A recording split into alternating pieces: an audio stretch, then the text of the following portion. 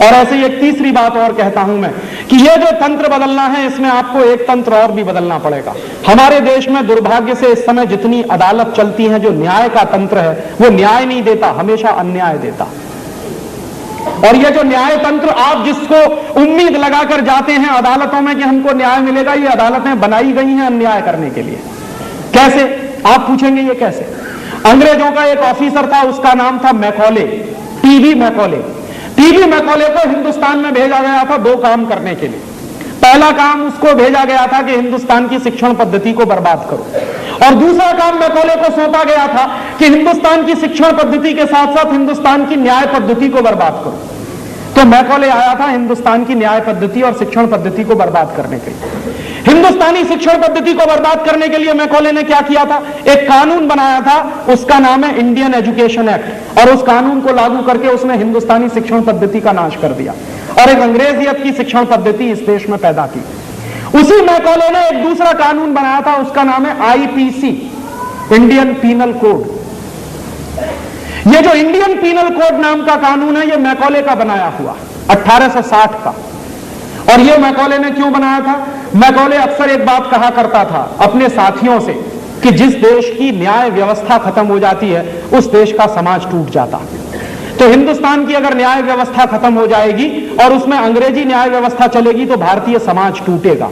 तो वो कहता था कि ये आईपीसी का कानून जो है, ये भारत में न्याय देने के लिए नहीं है, ये अन्याय के लिए है। क्यों? क्योंकि भारत की न्याय की पद्धति तोड़नी थी अंग्रेजों को, और अंग्रेजों को अपनी पद्धति इस देश में स्थापित करनी थी। उसके लिए उन्होंने आईपीसी बनाया, सीआरपीसी बनाया, क्रिमिनल प्रोसीजर कोड, और उसी के लिए बनाया सीपीसी।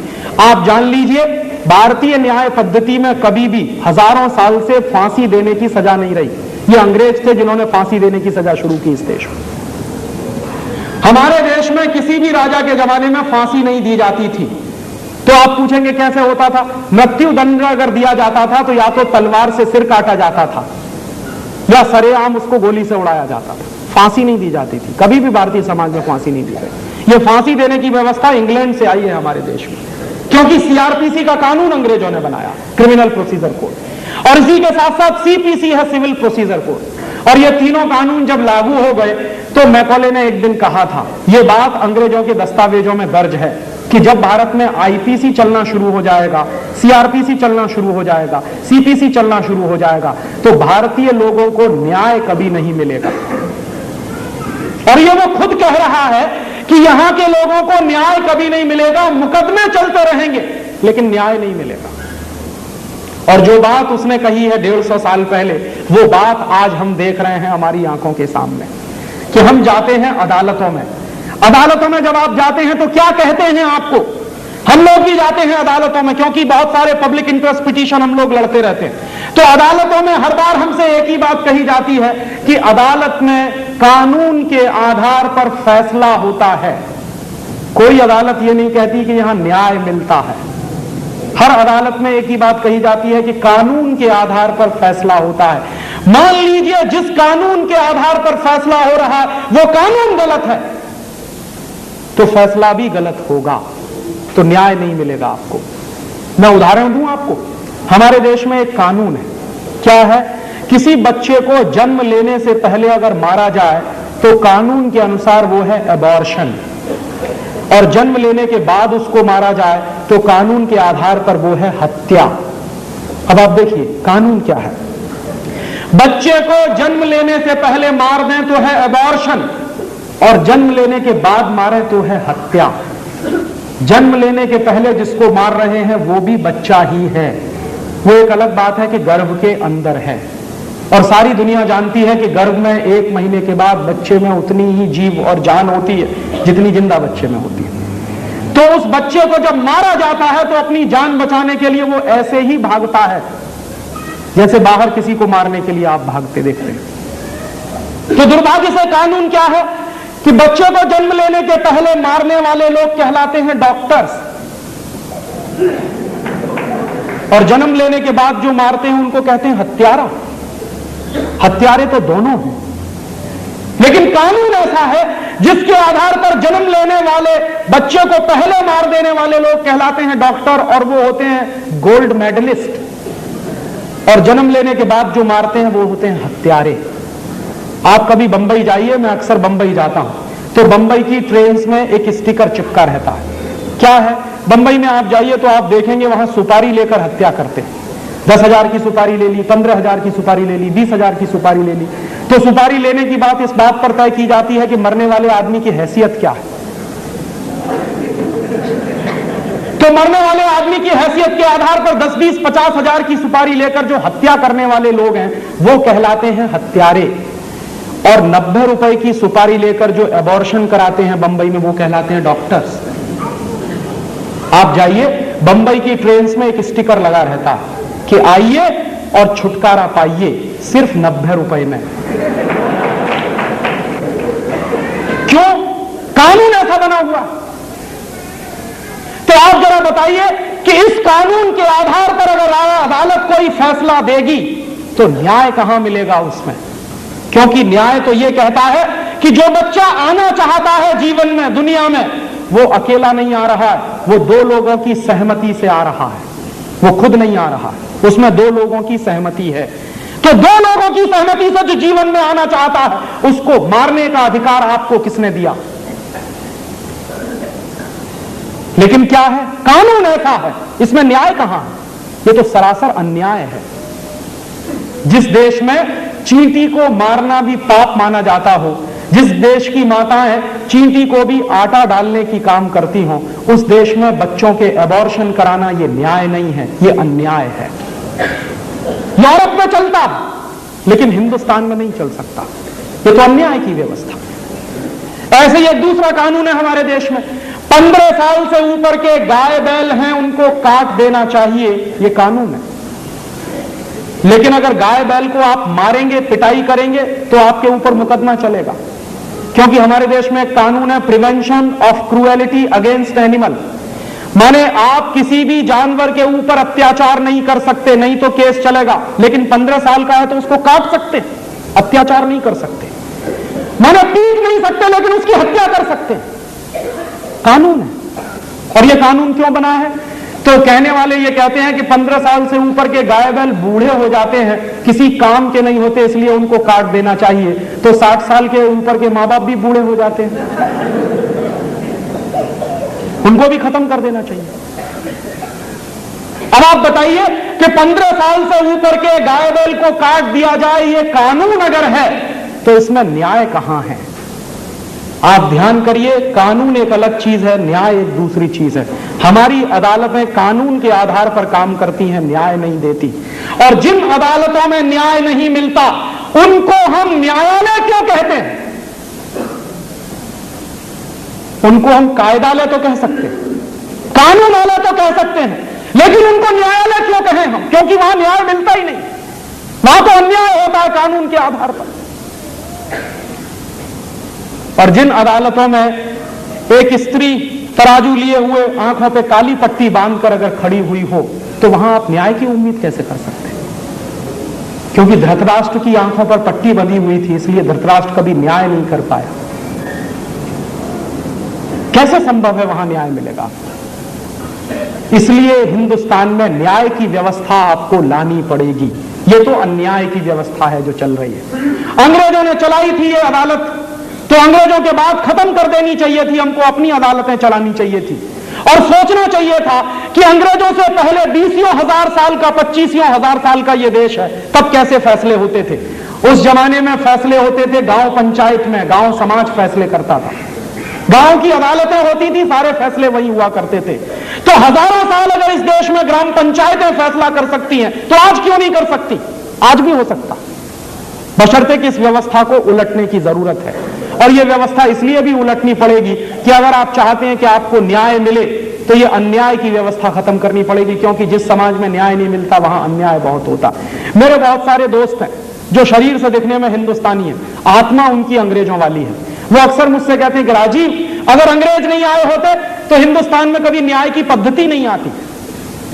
तो उनको मैं कहता हूं कि जब अंग्रेज नहीं थे तभी हिंदुस्तान में न्याय था, जब से अंग्रेज आए तब से अन्याय आया इस देश में। और इसका मैं आपको एक उदाहरण दे सकता हूं कि हिंदुस्तान में कितना न्याय था अंग्रेजों के आने के पहले। वही पुरानी बात याद दिला रहा हूं। चंद्रगुप्त और चाणक्य के जमाने में कहा जाता है कि सबसे ज्यादा न्याय मिलता था। न्याय मिलता था तो न्याय की कोई व्यवस्था होगी तभी न्याय मिलता था। उस जमाने में सीआरपीसी नहीं था, सीपीसी नहीं था, आईपीसी नहीं था, लेकिन न्याय मिलता था लोगों को। कैसे? एक बार चंद्रगुप्त के राज्य में दो महिलाओं में झगड़ा हो गया। किस बात का झगड़ा था? एक छोटा सा बच्चा था, दो माताएं थी। एक माता कहती थी ये मेरा बेटा है, दूसरी माता कहती थी ये मेरा बेटा। तो जब दोनों माताओं में झगड़ा इस कदर बढ़ गया कि दोनों आपस में फैसला नहीं कर पाई कि बेटा किसका है, बच्चा किसका है, तो दोनों चंद्रगुप्त की अदालत में गई। चंद्रगुप्त ने क्या किया? अपनी पूरी अदालत बिठाई और उस जमाने की जो अदालत होती थी उसमें उन दोनों माताओं को पेश किया।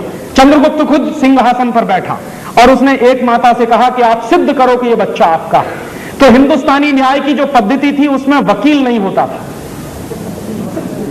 क्योंकि उसकी जरूरत नहीं थी। जरूरत इसलिए नहीं थी, आप मुझे बताइए सीधी सी बात कि अगर आपके ऊपर कोई अत्याचार हुआ है या मेरे ऊपर कोई अन्याय हुआ है तो आप अपनी बात को ज्यादा अच्छे से कहेंगे या आपका वकील ज्यादा अच्छे से कहेगा? ये जो अंग्रेजियत की न्याय व्यवस्था है इसमें क्या होता है कि पहले आप अपनी बात वकील को समझाइए, वकील फिर अदालत में समझाएगा। आप सीधे क्यों नहीं समझा सकते? तो हिंदुस्तानी न्याय पद्धति में वकील नहीं होता था। यह वकील की व्यवस्था तो अंग्रेजों की डाली हुई है और अंग्रेजों की इस व्यवस्था को गांधी जी कहते थे ये दलाली का काम है। इसलिए गांधी जी ने अपनी वकालत की डिग्री जला दी थी और बैरिस्ट्री की नौकरी छोड़ दी थी उन्होंने। वो मानते थे कि यह दलाली का काम है, इसमें न्याय नहीं मिलता कभी। तो चंद्रगुप्त की अदालत में जब दोनों बहनों के ऊपर मुकदमा चालू हुआ तो एक बहन से चंद्रगुप्त ने कहा कि आप सिद्ध करो कि यह बच्चा आपका है। तो एक बहन खड़ी हो गई, उसने सिद्ध किया कि बच्चा उसका है। तब चंद्रगुप्त ने एक दूसरी बहन से कहा कि अब आप सिद्ध कर दो कि यह बच्चा आपका है। तो दूसरी बहन भी खड़ी हो गई, उसने भी सिद्ध किया कि बच्चा उसका है। चंद्रगुप्त धर्म संकट में पड़ गया कि असलियत में मां कौन है पता कैसे लगाया जाए। तो फिर उसने कहा कि जाओ तलवार ले आओ और इस बच्चे को आधा आधा काटो। तो जैसे ही बच्चे को काटने के लिए तलवार मंगाई गई वैसे ही चंद्रगुप्त ने देखा कि जो असली मां थी वो खड़ी हो गई और उसने कहा नहीं नहीं बच्चे को काटो मत, दूसरी महिला को दे दो, कम से कम ये जिंदा तो रहेगा। तो चंद्रगुप्त समझ गया कि असली मां यही है, क्योंकि अपनी आंखों के सामने बच्चे को कटता हुआ नहीं देख सकती। तो चंद्रगुप्त ने क्या किया कि नकली मां से बच्चा छीनकर असली मां को दे दिया और इस पूरे मुकदमे का फैसला 3 मिनट के अंदर हो गया। यह थी हिंदुस्तानी न्याय पद्धति जिसमें 3 मिनट के अंदर न्याय मिलता था। अब आप इसी मुकदमे को लेकर सुप्रीम कोर्ट में चले जाइए,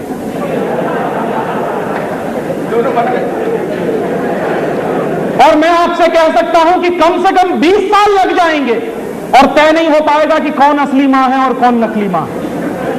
और हो सकता है दोनों माताएं मर जाएं लेकिन मुकदमा चलता ही रहेगा, चलता ही रहेगा, चलता ही रहेगा।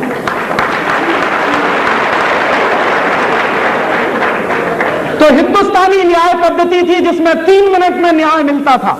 यह अंग्रेजियत की न्याय पद्धति है जिसमें वर्षों वर्षों मुकदमे चलते रहते हैं। और यही कारण है कि आज हिंदुस्तान की अदालतों में 4 करोड़ से ज्यादा मुकदमे लटके हुए हैं। 4 करोड़। आप जरा कल्पना करिए तो अंदर से रोंगटे खड़े हो जाते हैं।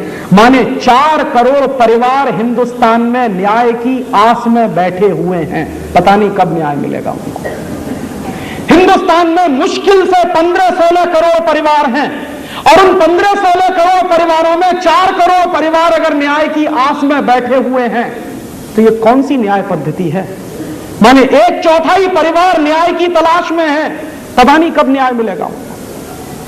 इसलिए आपको ये बदलनी पड़ेगी पद्धति, और एक हिंदुस्तानी पद्धति आपको लानी ही पड़ेगी इस देश में। और हिंदुस्तानी पद्धति इसलिए लानी पड़ेगी कि हजारों साल वो पद्धति चलती रही और उसमें न्याय मिलता रहा। इतिहास में इस बात के प्रमाण हैं। हिंदुस्तान में एक से एक न्यायप्रिय राजा हुए हैं। तो जिस देश में न्यायप्रिय राजाओं की भरमार रही हो उस देश में न्याय पद्धति जरूर रही होगी। उसको तलाशने की जरूरत है, उसको खोजने की जरूरत है। हो सकता है वो उसी स्वरूप में आज लागू नहीं हो पाए तो थोड़ा हेर फेर करके, थोड़ा बदल के हम उसको लागू करा सकते हैं। इसलिए ये न्याय पद्धति भी बदलनी पड़ेगी। माने पूरी व्यवस्था आपको बदलनी है, जिसको हम कहते हैं अंग्रेजियत की व्यवस्था। तभी हमको सच्ची आजादी मिलेगी। अब तक हम क्या कर रहे हैं? व्यवस्था नहीं बदल रहे हैं, हम सत्ताएं बदल रहे हैं। एक पार्टी का राज आता है, दूसरे का आ जाता है, दूसरे का आता है, फिर तीसरे का आता है, तीसरे का आ जाता है, फिर चौथे का आ जाता है, फिर पांचवें का आ जाता है। माने पार्टियों को हम बदल रहे हैं, लेकिन व्यवस्था वही चल रही है। अब मैं आपसे यह कहने आया हूं कि पार्टियों को बदलने का काम बंद करिए, व्यवस्था बदलने का काम शुरू करिए। और इसको मैं एक मुहावरे के रूप में कहता हूं कि हम क्या कर रहे हैं, कार का ड्राइवर बदल रहे हैं, कार वही चल रही है जो अंग्रेजों के जमाने में चल रहा है। इसलिए अब इस कार को बदलिए। तो आप इन तर्कों में मत फंसिए जो राजनीतिक पार्टियां आपको फंसाना चाहती हैं। पार्टियों के तर्क क्या है? स्थिरता। तो पूछिए प्रश्न कि इस स्थिरता ने दिया क्या हमको 50 साल? वही अंग्रेजों की व्यवस्था। स्थिरता का माने क्या? अंग्रेजों की चलाई गई 250 साल पुरानी व्यवस्था आज भी चलते रहे, यही स्थिरता। स्थिरता का माने यह नहीं होता। हमको गंभीरता से सोचना चाहिए कि ये पार्टियां 50 साल से हमको बेवकूफ बना रही हैं और बेवकूफ बना बना के आपसे वोट ले जा रही हैं। अब तो इसमें परिवर्तन की बातें सोचिए। और परिवर्तन कैसे होता है? परिवर्तन करने के लिए एक छोटा सा काम करना पड़ता है। जिन चीजों का आप परिवर्तन कराना चाहते हैं उन चीजों पर समाज में बहस करना शुरू कर दीजिए। हमारे देश में पता है क्या कहते हैं? भारतीय संस्कृति और परंपरा में यह कहा जाता है कि शब्द ब्रह्म है, इसलिए उसको समझकर बोलिए। माने क्या है? शब्द में बहुत शक्ति। तो अगर शब्द में शक्ति है, और शब्द की शक्ति कितनी जबरदस्त होती है, इस देश में आपको दो ही उदाहरण मैं दूं कि भगवान कृष्ण अर्जुन को उपदेश दे रहे गीता का। क्यों? क्योंकि गीता शुरू होने के पहले अर्जुन युद्ध लड़ने के लिए तैयार नहीं है, कायर है, कमजोर है, नपुंसक है, और कह रहा है कि इन कौरवों को क्यों मारूं और कैसे मारूं, ये तो मेरे अपने भाई बांधव हैं। कृष्ण उसको समझा रहे हैं कि ये तुम्हारे भाई बांधव नहीं है, ये अधर्मी है, इन्होंने नाश किया है धर्म का, इसलिए इनको मारना तुम्हारा धर्म है। लेकिन अर्जुन हिम्मत नहीं कर रहा है, बाण नहीं चल रहा है उस पर। तो कृष्ण ने सुनाई है उसको गीता। गीता माने कुछ शब्द हैं जिनसे मिलकर बने हैं श्लोक। तो शब्दों का भंडार कृष्ण ने खोला है और उन शब्दों को सुन सुनकर अर्जुन इतना शक्तिशाली हुआ है कि फिर उसने बाण चलाए। माने शब्द से आदमी बदल जाता है। दूसरा एक उदाहरण दूं कि हिंदुस्तान में आपने तमाम राजाओं के बारे में सुना होगा जिनकी सेनाएं हार रही हैं, भाग रही हैं। राजाओं ने ललकारना शुरू कर दिया, भागती हुई सेनाएं रुक गई हैं और फिर जीता है युद्ध। ऐसे एक नहीं सैकड़ों उदाहरण है हिंदुस्तान में। तो शब्द हैं जिनको आप इस्तेमाल करना अगर सीख जाएं तो हिंदुस्तान में बड़े बड़े परिवर्तन हो जाते हैं। और सिर्फ हिंदुस्तान ही नहीं, दुनिया में बड़े बड़े परिवर्तन हो जाते हैं। फ्रांस में क्रांति हुई थी। फ्रांस की क्रांति हुई थी 3 शब्दों के आधार पर, इक्वालिटी, फ्रेटर्निटी। ये जो इक्वालिटी और फ्रेटर्निटी क्या है? ये 2 शब्द हैं। इन्हीं दोनों शब्दों ने पूरे फ्रांस की व्यवस्था को बदल दिया था। दुनिया में किसी भी देश में आप जाइए, इतिहास उठाकर पढ़िए, हर उस देश की व्यवस्था बदल जाती है जिस देश में लोग शब्दों का इस्तेमाल करना सीख जाते हैं। तो आप इस देश की व्यवस्थाओं को अगर बदलने के लिए तैयार हैं और आपको लगता है कि जो कुछ चल रहा है वो सत्यानाशी है, अत्याचारी है, हम इसको अब बर्दाश्त नहीं करेंगे, तो आप इसको कहना शुरू करिए। कहने में बहुत शक्ति होती है। और आप ये कहने की शक्ति के उदाहरण देखिए। मान लीजिए आपके घर में आग लगी, और आग लगी है तो आप चिल्लाते हैं, घर के बाहर खड़े हो जाते हैं, मोहल्ले में खड़े होकर चिल्लाते हैं मेरे घर में आग लगी है, आग लगी, आग लगी। पूरा मोहल्ला इकट्ठा हो जाता है।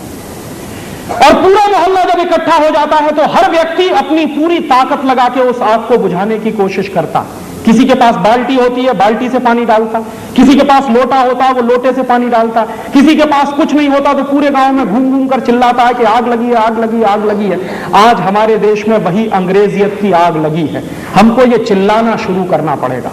कम से कम इसको चिल्लाना शुरू करिए और इसके चिल्लाने में बहुत शक्ति निकलेगी। आप कहना शुरू करिए कि यह अंग्रेजियत की व्यवस्था क्यों चल रही है 50 साल से। एक साधारण सा वाक्य बोलना शुरू कर दीजिए अपने जीवन में। हर एक दूसरे से पूछिए कि 50 साल से अंग्रेजों की व्यवस्था क्यों चल रही है, 250 साल पुराने कानून क्यों चल रहे हैं, वही कानून क्यों चल रहे हैं जो अंग्रेजों ने बनाए थे। ये बातें जब घूमने लगेंगी पूरे भारतीय परिवेश में तो इन बातों में से शक्ति पैदा होगी और वही शक्ति व्यवस्था परिवर्तन के काम में आएगी। लेकिन व्यवस्था परिवर्तन तब होता है जब आदमी अपना परिवर्तन पहले करे। शब्द में शक्ति तब पैदा होती है कि जिस शब्द को आप बोल रहे हैं उसका आचरण आपके जीवन में है कि नहीं है। अगर आप अपने जीवन में आचरण नहीं करते और वो शब्द बोलेंगे तो आप हो जाएंगे हिप्पोक्रेट, जैसे आज के नेता हैं। वो जो कुछ बोलते हैं वही अपने जीवन में कभी धारण नहीं करते, तो चूंकि वो जीवन में धारण नहीं करते इसलिए उसमें कोई शक्ति नहीं है। तो आप अगर शब्दों को बोलना शुरू कर रहे हैं तो पहले अपने जीवन में धारण करिए।